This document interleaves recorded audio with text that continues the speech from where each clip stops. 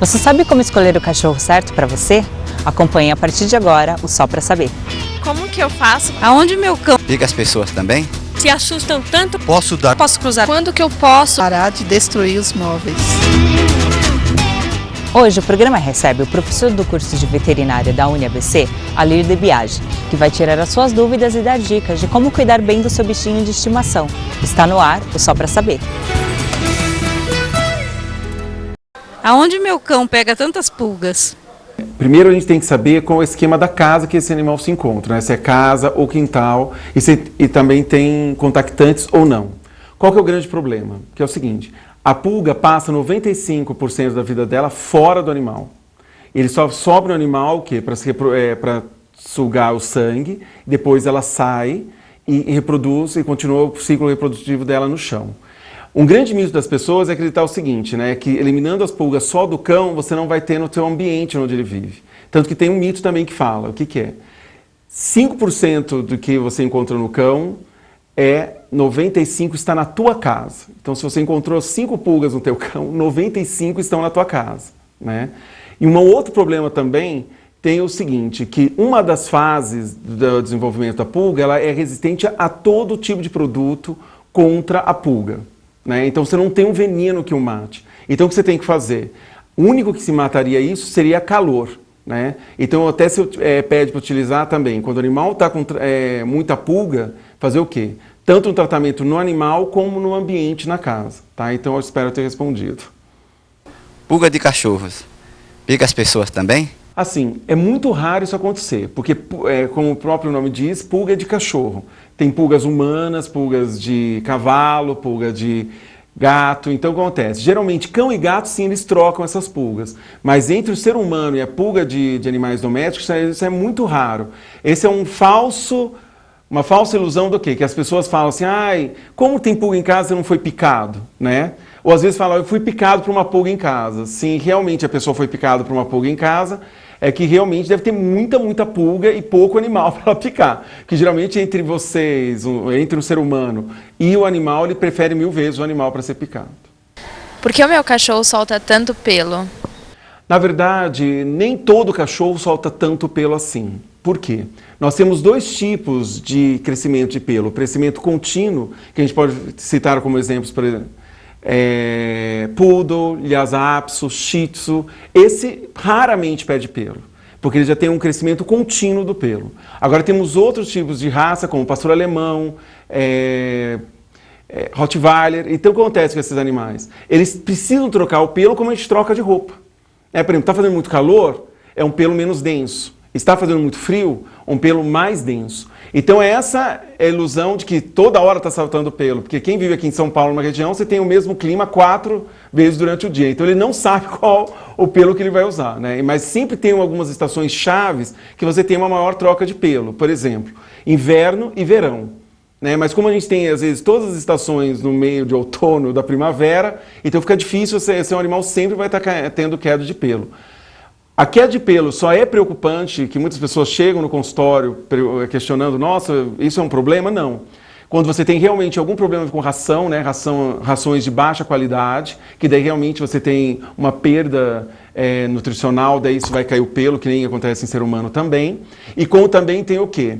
Aqueles animais que têm banhos excessivos, têm outras doenças associadas, por exemplo, alergia. Então isso sim é preocupante, né? Você tem um pelo que cai e não cresce outro no lugar. Agora, quando o pelame do seu animal está todo ideal, lindo, está soltando muito pelo, porque provavelmente é uma raça que solta bastante pelo mesmo. Como eu faço para ensinar o meu cachorro a fazer o xixi no lugar certo? A primeira coisa que a gente tem que ver é o seguinte, fatalmente seu animal vai aprender mesmo a fazer no lugar certo. Eu acho que primeiro a ansiedade do proprietário é muito importante. Né? E muitas vezes acontece, você tem um reforço positivo errado. Né? Primeiro, se você saiu da tua casa e seu animal fez um xixi no meio de um tapete da sala e você chegou, por mais que você esfregue o focinho, ele vai entender que ele fez alguma coisa errada, mas não que é o xixi no lugar errado. Isso, a gente tem que ter muita paciência como educar uma criança a tirar fralda também. Só quem é pai que sabe a dificuldade que tem ensinar uma criança também a saber fazer xixi e cocô no lugar certo. Então o que acontece? O primeiro passo, uma boa dica, é sempre ter um reforço positivo. Quando o animal fizer no lugar certo, dá algum ossinho, algum agrado que só nessa hora ele recebe. Né? É muito interessante até que muitas vezes o animal vai para o lugar certo a fim de pegar só o ossinho ou palitinho, né? Porque nem faz xixi e cocô. Mas é uma boa dica que eu dou para vocês. Aqueles sprays aqui sim, aqui não, que geralmente ajudam no adestramento, também auxiliam, tá? E outra coisa é nunca dar um reforço positivo. Por que eu falo reforço positivo? Porque você gritar não, gritar, ficar bravo, já é um reforço, né? Porque eles vão entender blá, blá, blá, blá, blá, blá, blá, blá, eles não vão entender, não faça mais isso. Eles não sabem o significado da sua frase. Eles sabem que talvez não te agradou, mas que te chamou a atenção. Às vezes vão começar a fazer isso para chamar a tua atenção. Né? Então a grande dica que eu dou é o quê? Deixar em lugares que eles se sintam seguros para fazer, né? Com espaço para fazer, que eles tenham acesso a esse lugar e justamente dar esse reforço positivo. Né? Ele começou a fazer no lugar certo, nem que seja pingando, leva para o lugar e falar, que bom que você fez, dá um reforço positivo. E quando acerta, faz uma festa. E cachorro e gato adoram festa. Gato é mais difícil, que realmente gato já sempre faz no lugar certo. Quando o gato também está fazendo fora do lugar, é bom entender o seguinte, se está sendo trocado essa areia periodicamente ou não. Né? Então esse cuidado, reforço positivo, né? Para o animal, não no nosso estresse, às vezes, de ver um xixi e um cocô fora do lugar. Por que os cães se assustam tanto com trovões? Na verdade, nem todos os cães se assustam com trovão. Às vezes é que nem gente, né? Porque tem gente que tem medo de carro, tem gente que tem medo. Às vezes eles são ou a sensibilidade auditiva, né? Porque geralmente o trovão é um som que a gente escuta e o cachorro às vezes pode ver isso o quê? Como uma ameaça. Daí alguns animais têm medo, por exemplo, na minha casa eu tive vários cães, né? E nenhum deles tem medo de trovão. Às vezes você tem dois na tua casa, os dois morrem de medo de trovão. Então realmente assim, nessas horas é até interessante, chegam casos extremos que tem até que fazer mesmo alguns sedativos nessas épocas de chuva ou de fogos de final de ano, porque os animais associam às vezes fogos com trovão também. Geralmente o animal que tem medo de fogos também tem medo de trovão. Então isso é do filhote, na verdade. Qual é o significado que ele tem para ele de medo? É difícil explicar uma coisa específica, mas isso às vezes tem a ver com a sensibilidade auditiva mesmo e de sentir uma ameaça com barulho. Posso dar osso de galinha para meu cachorro comer? Não. Né? Os ossos de aves, não de galinha, mas de aves em geral, por quê? Eles são pneumáticos, por quê?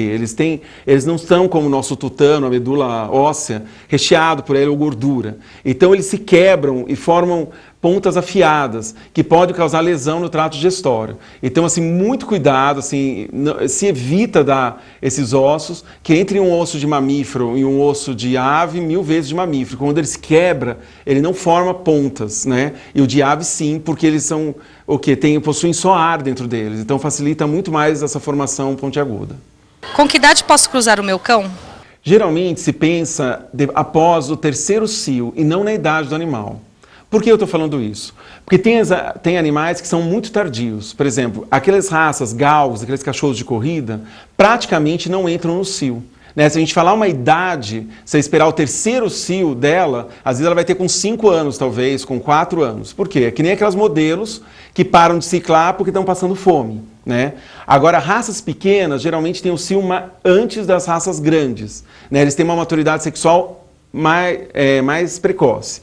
Então, o que acontece? O melhor mesmo assim, é optar por 3º cio, né? O 3º cio da cadela cruzar, ou após 2 anos e meio de idade. Eu gostaria de saber quando que eu posso castrar o meu cão. Castrar, na verdade, tem 2 correntes na veterinária.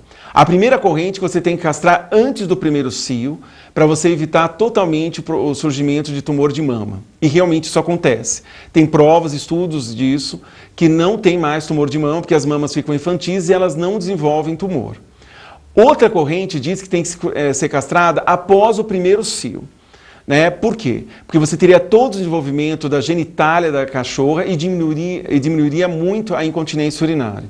Então, essas 2 correntes são válidas. Eu acho, às vezes, o ideal depende muito da situação, qual a situação que esse animal vive. Por exemplo, se você mora no apartamento e pode esperar após o 1º cio, eu acho isso super válido, né? Esperar o 1º cio e logo em seguida castrar.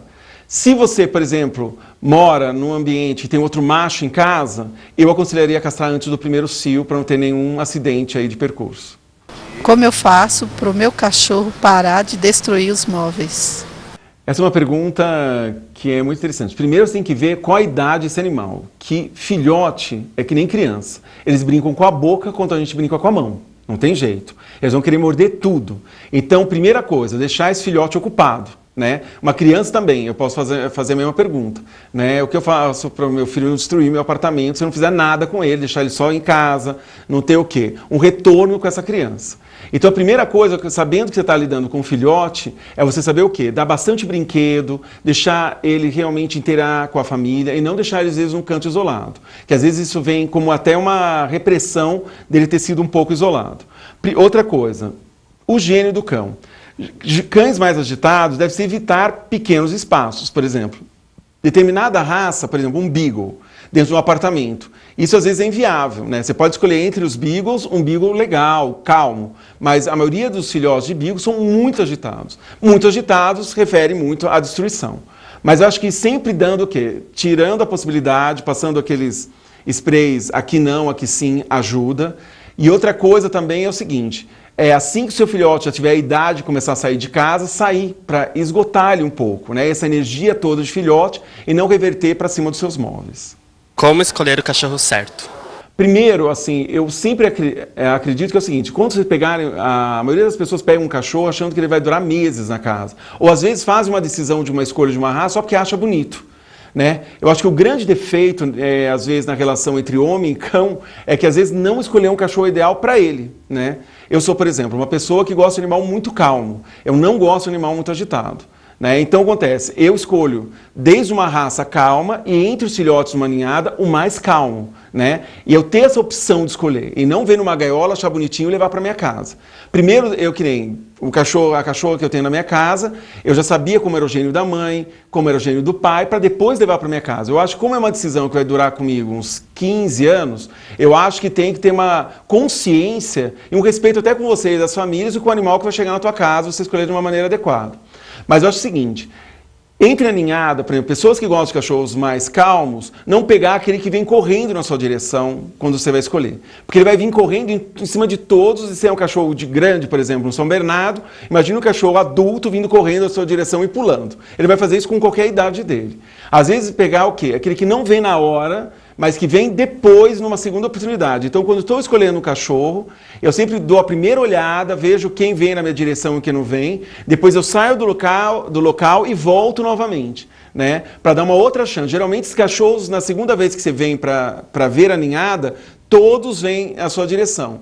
Daí eu sempre escolho um dos últimos que vem, porque esses animais são mais calmos da ninhada mesmo. E também vê entre a ninhada, se tem alguém que já está querendo disputar dominância, por exemplo. Os que disputam dominância, eles vão ser mais agressivos, vão ser mais, com uma personalidade mais forte na tua casa, que vão querer disputar com você o tempo inteiro a dominância. Outra coisa também, quando você está com criança em casa, é sempre legal levar a criança, não para ela escolher, né, mas sim para ver como é a afinidade desse cachorro com a criança que tem em casa. Por exemplo, às vezes você pega um cachorro, um filhote, põe no colo, ele começa a tremer, tem medo, geralmente quem tem medo vai morder. Né? Então, assim, se esse filhote específico da sua ninhada tem medo do seu filho, eu não acho uma boa coisa levar ele para casa, que um dia ele pode morder teu filho. Infelizmente, o programa chegou ao fim.